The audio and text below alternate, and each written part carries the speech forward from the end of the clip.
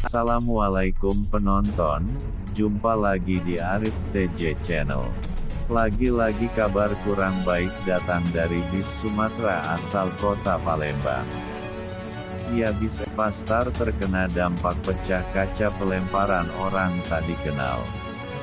Ini adalah kejadian beruntun setelah bis Sumatera lainnya seusai Lebaran tahun ini. Bis dengan julukan The Sultan ini mengalami pecah dua bidang kaca samping. Tentunya kejadian ini menjadi perhatian kita semua, mengingat keamanan dalam perjalanan. Aksi ini tentu saja merugikan banyak pihak, baik penumpang maupun pemilik pobis. Pertanyaannya, bagaimanakah antisipasi agar aksi ini tak kembali terjadi menimbulkan keresahan semua pihak? Silakan berikan komentar Anda. Semoga Tuhan melindungi kita semua dalam perjalanan.